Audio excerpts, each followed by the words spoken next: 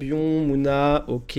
On a la ruche, on a le double roi grenouille. Waouh. Je pense pas que ce soit utile en vrai. En vrai, moi je jouerais un Inari ce tour-ci, un roi grenouille au prochain tour avec potentiellement un tour 2. Ensuite on pose la ruche. En fait, contre Mouna, nos cartes en réserve, elles sont potentiellement à l'abri pour l'instant.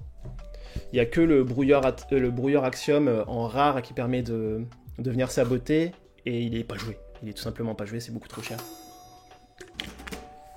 Donc je pense qu'on va venir jouer Inari, on va se faire contrer, de toute façon, quoi qu'il se passe. Vu qu'on joue en premier, il va juste nous feed Yggdrasil, et puis voilà, quoi, sur notre Inari. Ok. Alors là, vous voyez les gars, ça c'est... Pour le coup, c'est pas hyper bien joué. En fait, il sait que je vais rien jouer derrière. J'ai 3-3-3. Il sait que lui, sa carte, quand il va la poser, voilà, il s'en est rendu compte. Sa carte, quand il va la poser, ça va être une 4-4-4, autant qu'il ajoute ce côté-là, pour venir me bloquer et lui avancer. Mais il s'en est rendu compte. Je pense qu'il a oublié que quand il posait, que la première carte, en tout cas, qu'il posait, prenait un boost. Ouf. Double ruche d'escarabat, les gars? Moi, je pense que oui, hein. Tous les jours. Hein. Tous les jours, en vrai. Du coup, c'est la Ada qui partirait ici, et on poserait que le roi grenouille. Ouais, je pense bien. En vrai, je pense bien.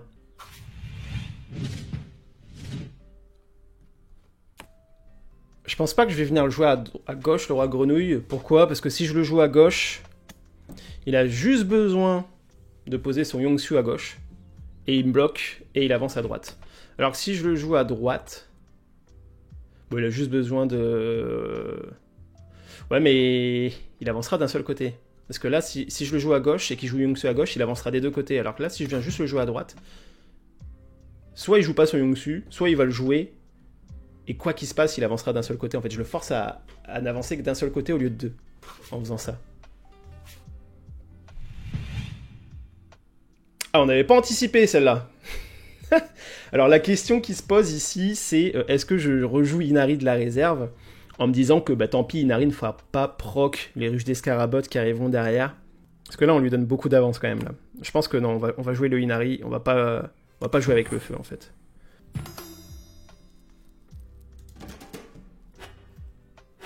Je pense qu'il vaut mieux pas faire les dingues. On n'aura clairement pas besoin du hub, parce qu'en fait, on aura nos deux ruches. Donc le roi grenouille là qu'on va défausser de la réserve qui va nous permettre de jouer une ruche ce tour-ci, et ensuite au prochain tour on jouera une ruche directe, sachant qu'on aura déjà une première ruche de présente, donc les scarabots seront des 4-4-4, en fait tout simplement. On va se setup là, comme des trois petits cochons là.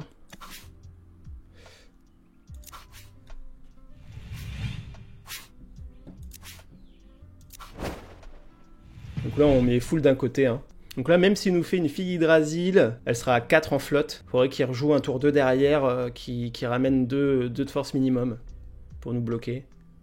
2 de force en flotte minimum. Salut bientôt singe riche. Bienvenue à toi. Installe-toi confortablement.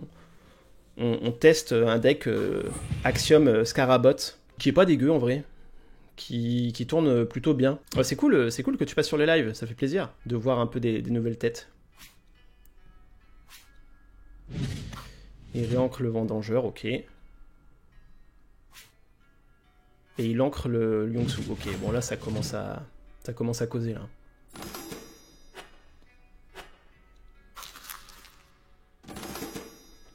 Ça commence à causer. On dégage la Amelia ici. Et on va jouer notre deuxième ruche. Donc en fait là on va avoir un Scarabot 3-3-3 qu'on va venir mettre à droite. Et ensuite en fait on va poser un Scarabot 4-4-4 qu'on va venir mettre à gauche. Et le deuxième Scarabot 4-4-4 qu'on va venir mettre à droite. Tout simplement. Je pense. Je pense que c'est ça le play. Du coup on a dit que celui-là on le mettait à droite. Ouais, pour venir contrer le Vendangeur. C'est lui qui joue en premier donc ça c'est plutôt cool. Parce qu'en fait s'il joue direct une grosse carte à droite, notamment ça, bon... On va pas s'embêter à mettre des scarabots à droite, on va mettre nos 2 scarabots à gauche. Et je pense pas que pour 2, il est 4-4-4 qui puisse venir nous rechercher à gauche, quoi. Donc là, la ruche, voilà, qui place un petit scarabot qui devient un 4-4-4 vu qu'il y a 2 ruches. Et là, ça fait proc Syrah on replace un Scarabot à gauche, qui est 4-4-4 aussi, donc voilà. Et là, tous les Scarabots qu'on va placer seront des 4-4-4, c'est plutôt cool. On a l'armurière qui va faire proc un Scarabot 4-4-4, donc c'est en gros c'est une 6-6-6 pour 3 notre armurière grâce aux 2 ruches des Scarabots. C'est cool aussi. Et du coup, Singe-Riche, t'as découvert comment la chaîne?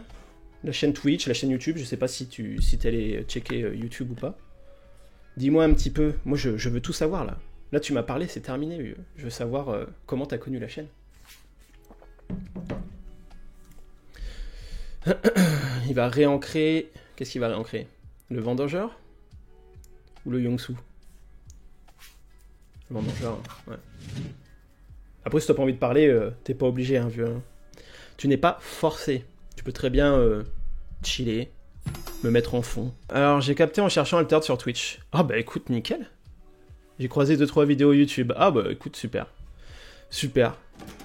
Bienvenue sur cette chaîne. Si tu veux du Altered, bah écoute, je pense que t'es au bon endroit. Et toi, t'as participé un peu au Kickstarter ou t'as découvert Altered après?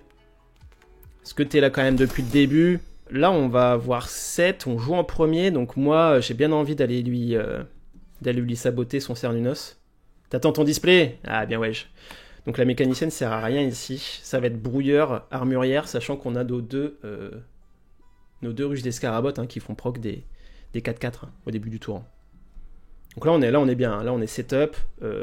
On sait qu'en général, Moona, pour le moment, ils n'ont pas trop de gestion, et de permanent, et de réserve. On va mettre un Scarabot de chaque côté.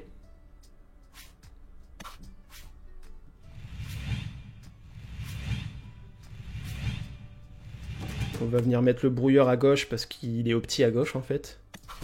Et on va dégager le Cernunnos en face. Et là on est bien. Là les gars on est bien. Axiom ça a l'air trop fort.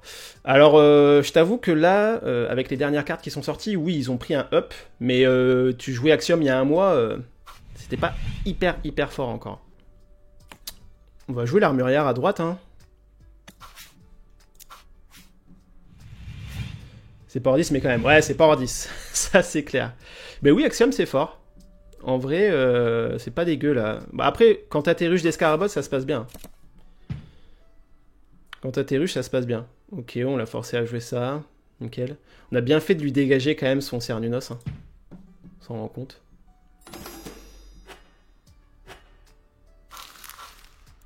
Bon, là, elle est quand même tendue, la partie. Bon, c'est pas opti, là, la gestion de la réserve.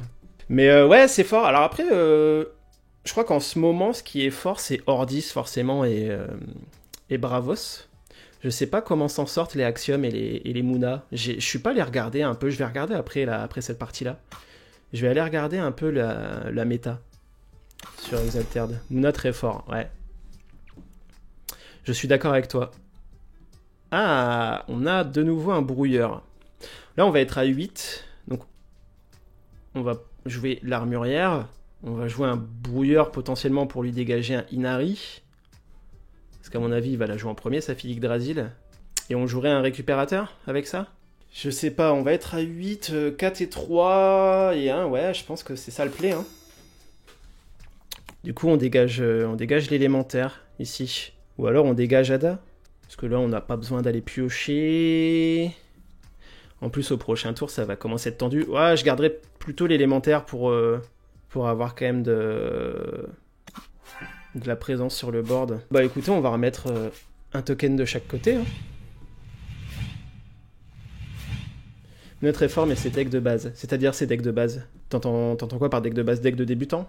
Ou les synergies Moona, pour l'instant, elles te font pas vibrer? Je sais pas. En tout cas, s'il joue pas sa fille Yggdrasil, s'il fait l'erreur de pas la jouer, on va se faire un plaisir de venir la saboter. Les mécaniques des héros suivants tournent pas assez bien. Ouais, en fait, je suis d'accord avec toi pour le moment, vu les cartes qu'on a. Ouf. Pourquoi il fait ça?